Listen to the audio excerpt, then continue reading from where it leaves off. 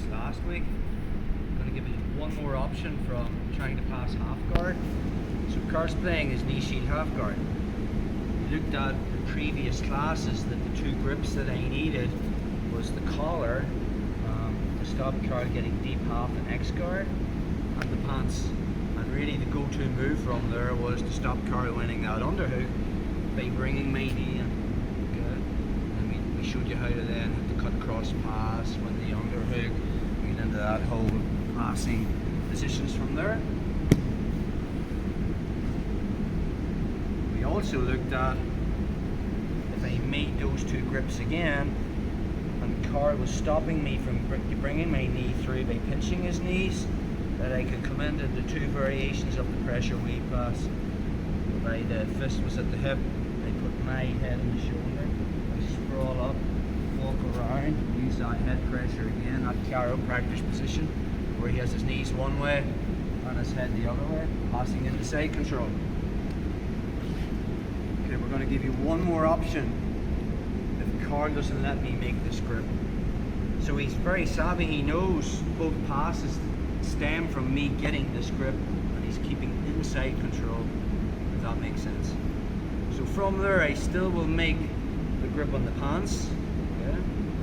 Even if he's inside control, I should still be able to make a grip on the sleeve here, just to solidify things.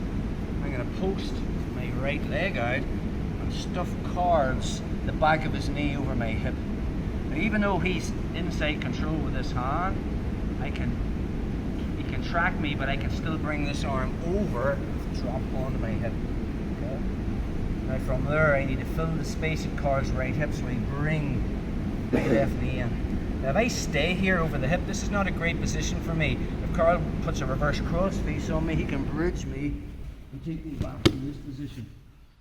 So we want to be careful when we're in that kind of reverse half position. So we're here. I couldn't make that first grip. Carl got inside control. I made the grip on the pants. I stuck my leg out and I stuffed this.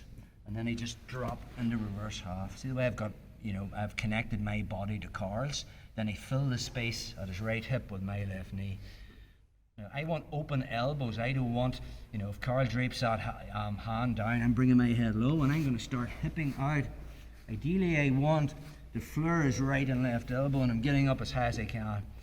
So the first option from here is, once I have positioned my body cross-sectional over Carl's upper body, once I have that, I'm going to use my knee that's in the hip and I just make a wedge with my left knee in his thigh.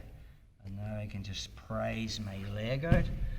Of course, if I stay here, as I try to move side control, Carl could possibly bring that knee underneath and get me back in the guard or move to turtle. Alright, so to keep things safe, we're just going to go to north-south and get the points. So from our half guard, I want to make that grip. Carl's controlling the inside space. I find the pant grip, stick my leg out, push this down, and significantly easy, even though he's inside control. When I change my angle and just come in, fill that, start walking up. Okay, once I get to there, I make my knee as a wedge. Okay. And now this is easy for me to pry this leg out. My hand fills the space that my left knee was in, and then I move to north-south. Okay, so anyone that's white belt or new tonight, that's what you're going to do. But jiu-jitsu is based on reactions, so Carl might make this reaction, so blues and above can add this in. So we're playing the game. He stops me winning inside control. Make the grip on the pants, okay. Stuff the leg out, push it down, dive roll over, fill the space, walk up to get open elbows, make the wedge with my knee. Only this time, when I prise my leg out, Carl goes to his knees. I'm already keeping my hook in, my left hook's in, and I had that right hand grip, which made it significantly easy to keep that hook in. Now, of course, if my knee's underneath Carl's, I have to post with my hand, and I want my hands free to lock harness. So I just flare my left knee out, which means I can sit up and I can use my hands. So more than likely he's going to turtle. I lock harness control. Now I need to take him out of turtle before I put the second hook in. So I just put my left shoulder in the back of Carl's head, pushing his chin into his chest so I can physically roll him over his shoulder, and then I put my second hook in. And I can start attacking the back from there.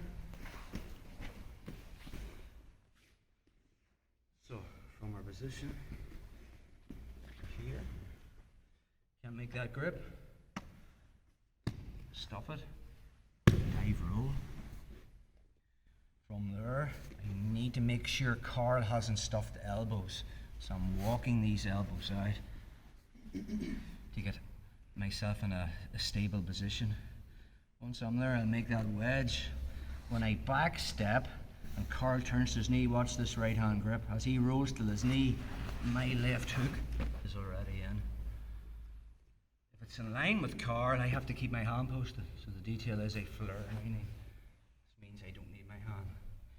Harness control, Carl's tight. I put my shoulder in the back of his head and physically roll him over his left shoulder so I can put in my second hook, and now I'm on the back.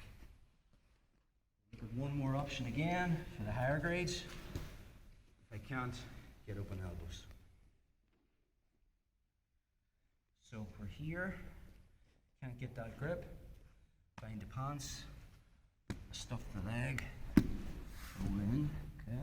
Carl's making wedges and I just physically can't get open elbows. So now I'm in quite a vulnerable position because I'm over his hips. So my goal now is to free my knee. One more detail on freeing the knee. I never really want to do it with my hand, because if I start pushing, so what's my goal? From here, my goal is to push Carl's knee below my knee, right? And then I can use that to free my leg. If I use my hand here, Carl can grab my wrist and now reverse. Go back. Go from the start again.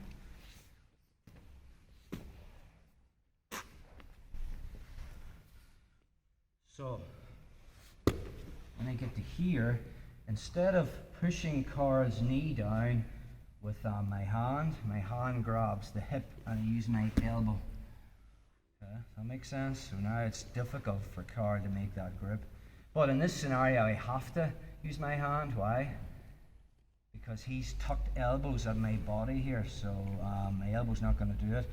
But when I use my hand on this scenario, I keep my elbow high, so if he reaches up to try and grab it, it's not going to happen. All I need now is to free my right knee. I just need my knee over his knee. So once I physically push his knee below my, or Carl's left knee below my right knee, I come up to my left knee and I roll over my left shoulder. Carl still has his guard closed, so as I continue the roll, I use that, and my bottom hook is in. Now I'm back. Okay. One more time on that. On knee shield half guard, I couldn't get my grips. And I'm in, and he's made those wedges at my hip, so it would be unwise to do the previous moves. Okay. So my goal is to get his knee below my knee.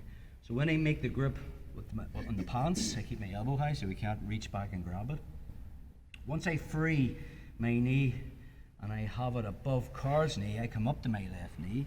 I keep that grip and I just roll over my left shoulder for the rolling back attack.